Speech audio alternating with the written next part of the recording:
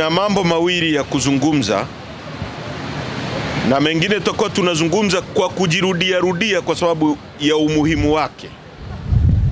Na kama tulivyosema, kama chama hatutachoka kwa sababu tunaiona hatari iliyoko mbele yetu, na ili tuwe kwenye record, tuwe kwenye kumbukumbu sahihi kwamba tulionya, tulielekeza na tulisema, lazima haya mambo tuyaseme kwa kurudia. Jambo la kwanza, tunaiambia serikali isitumie fedha za Watanzania kuchezea kwenye kesi ambayo haina manufaa yoyote kwa maisha ya Watanzania. Hii kesi inatumia gharama kubwa, na mimi ninaelewa na wengine wote tunaelewa kwamba kuna Watanzania wanakosa shilingi 10,000 tu, mtoto wake anamfia au mke wake anamfia kwa sababu amekosa vidonge ambavyo vingeokoa maisha yake. Kuna watu wanalala njaa leo kwa sababu ya shilingi 2,000 hawana. Lakini kila siku mnapoona hii kesi inaletwa hapa, mafuta, gharama za posho watu wanazolipwa, sui na nini, kwa maoni yetu kama chama ni kesi inayotakiwa kufutwa. Lakini kama uko kwenye ulingo wa kisiasa wa kushindana, lazima uwape wapinzani wako equal chance ya kushindana na wewe. Watoe hoja zao, uzijibu.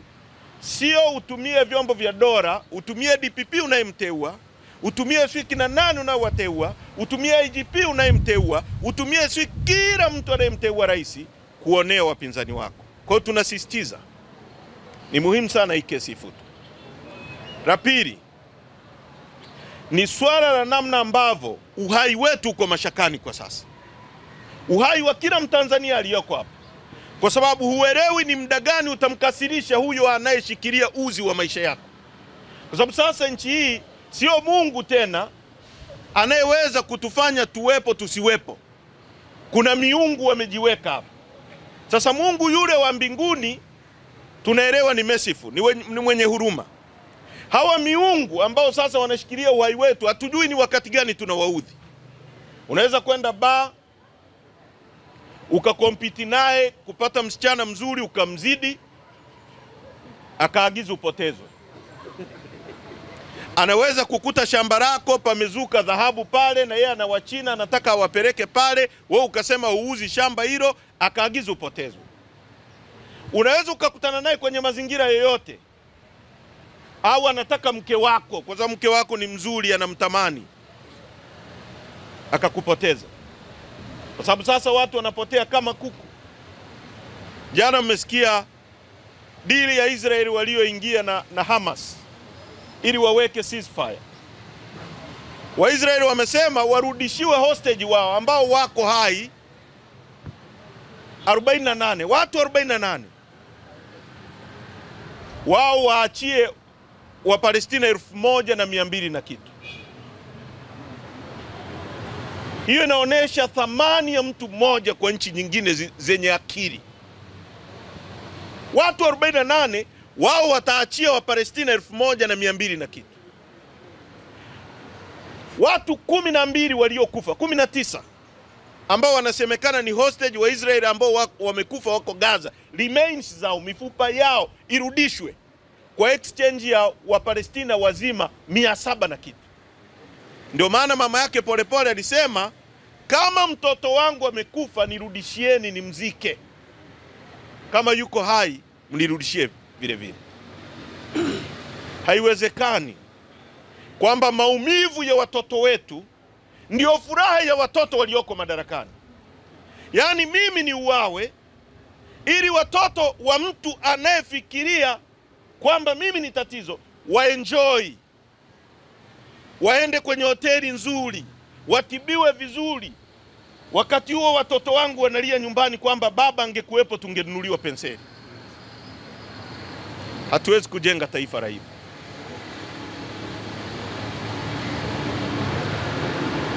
Na nataka polisi watuambie, nilimsikia Kamanda Muliro anazungumza kwamba hajui kama Polepole alikuwa ndani ya nchi. Tunataka idara ya uhamiaji tuambie Polepole kwa mara ya mwisho pasipoti yake iligongwa, anaenda nchi gani kama hakuwa ndani ya nchi? Hilo ni swali muhimu sana tunataka kujua. Na tunataka tujue walipomwandikia barua ya kumwachisha kazi, je, walimtumia gharama za kumrudisha ndani ya nchi? Kama hawakumtumia, basi Wizara ya Mambo ya Nchi za Nje inapaswa pia kutuambia yuko wapi. Hatuwezi kuwa kwenye nchi ambayo watu wanachukuliwa kama kuku. Na hili jambo nalizungumza kila siku, mlitilie uzito. Hakuna ajuae kesho yake ikoje. Na nimekumbusha kwamba Polepole miaka 6 iliyopita alikuwa katibu mwenezi chini ya Rais Magufuli, ambaye alikuwa akipita hata majani yanatikisika. Kwa unaweza kuelewa Polepole alikuwa na nguvu kiasi gani. Leo sisi Chadema tuko hapa tunapiga kelele arudi. Tunathamini uhai wa watu, lakini vile vile tunatumia kuambia wengine wanaoumiza watu, tutawahoji wakati utakapofika. Ni muhimu sana hili jambo tukasaidiana kulipigia kelele. Kuna bana anaitwa Robezi Masanyiwa. Huyu ni mjumbe kutoka Busega, alichukua tarehe 1. Isa Hamisi Kiando, mwenyekiti wa kata Ikungi, alichukuliwa tarehe 3. Paulo Vesras, dereva wa bodaboda, tarehe 3 Ikungi. Evarist James Ramadhani, mwenyekiti wa Bavicha Ikungi, tarehe 3. Tunapozungumza Ikungi walichukuliwa watu tarehe 3, watu watatu. Amos Pambara, mwenezi wa kata ya Mafisa Morogoro, tarehe 4. Ibrahimu Muidini Mfangavo kutoka Kakora, tarehe 4.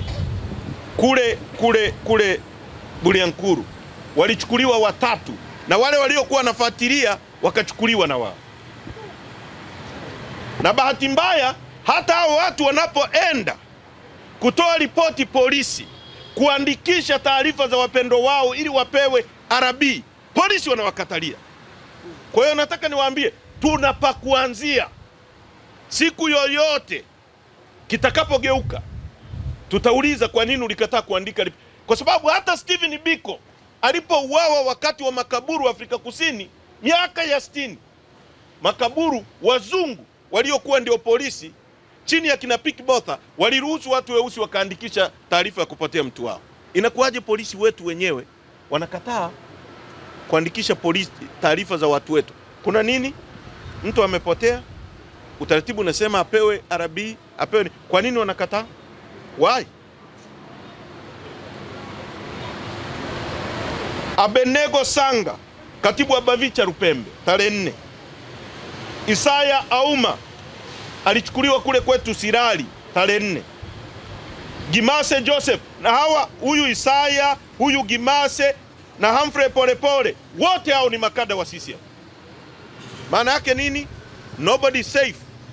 Manguo ya kijani yao mnayovaa yana picha za watu, hayawafanyi kuwa huru wakiwa na shida na wewe. Rogers Ludovic, huyu ni mfanyabiashara, alichukuliwa tarehe 7.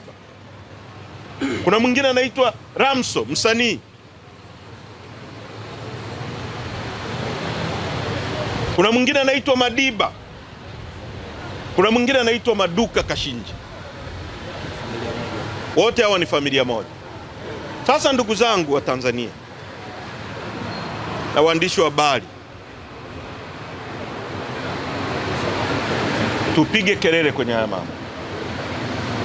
Tuko pabaya kuliko wakati mwingine wowote kwenye nchi.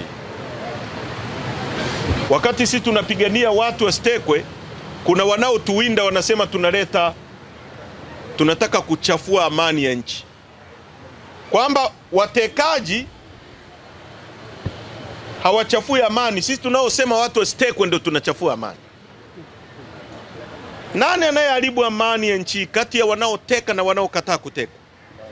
Wanaoteka. Nani anayeharibu amani ya nchi kati ya wanaoiba pesa za walipa kodi na kuzichezea na wanaosema pesa zitumike kwa ajili yetu sote? Nani wanaoharibu amani ya nchi? Wanaoiba pesa.